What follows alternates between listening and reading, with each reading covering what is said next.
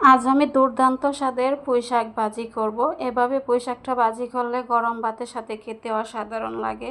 Hello guys, আসসালামু আলাইকুম। কেমন আছেন সবাই? আশা করি ভালো আছেন। আপনাদের দোয়ায় আমিও ভালো আছি, আলহামদুলিল্লাহ।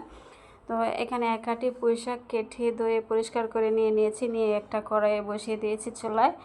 দিয়ে আমি এখানে কিছু রসুন কুচি দেব আর কিছু পেঁয়াজ কুচি দেব। দিয়ে আমি স্বাদ মতো লবণ দিয়ে শাকটাকে সিদ্ধ করে নেব। তো এই পর্যন্ত আপনারা যারা ভিডিওটা দেখতেছেন একটা লাইক দিয়ে ভিডিওটা ফুল ওয়াচ টাইম করার অনুরোধ রইল। তো আমি লবণটা দিয়ে এখন শাকটাকে সিদ্ধ করে নেব। তো দেখুন শাকটা সিদ্ধ হয়ে গেছে, মানে অনেকটা কমে গেছে। এক কড়াই শাক দেখুন কমে একদম অল্প একটু হয়ে গেছে। আর শাক এভাবেই কমে যা, সব শাকে একদম মিলিয়ে যা। তো আমি এখানে কয়েকটা কাঁচামরিচ ফালি করে দিয়ে দিয়েছি।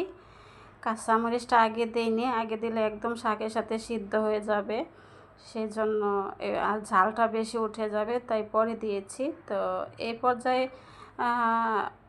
কাঁচামরিচটা দিলে ঝালটা বেশি ওঠে না আর কি, সেই জন্য আমি পরে দিয়েছি।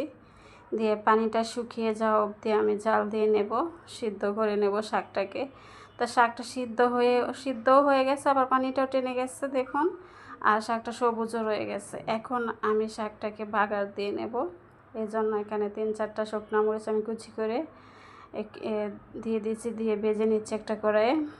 আমি পরিমাণ মতো তেল দিয়ে দিয়েছি।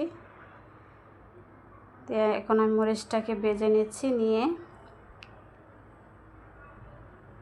এখন আমি এখানে দিয়ে দেব রসুন কুচি। রসুনটা আমি দেখেছেন কাঁচা শাকেও দিয়েছি, আর এখানেও আমি দিয়েছি, বেশি করে রসুন কুচি দিয়ে দিয়েছি পেঁয়াজ কুচি।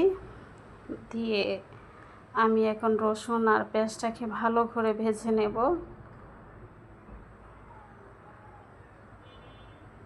পেঁয়াজ রসুনটা ভাজা হয়ে গেছে, দেখতেই পারছেন একদম গোল্ডেন ব্রাউন কালার এসে গেছে। এখন আমি সিদ্ধ করা শাকটা দিয়ে আমি শাকটাকে ভেজে নেব। আর একটু শব্দ হচ্ছে, মনে হচ্ছে বাহিরে তুফান হচ্ছে, ঝড় বৃষ্টি হবে, একটু ঝড় হচ্ছে, এই জন্য একটু নয়েজ আসছে, কিছু মনে করবেন না আপনারা প্লিজ।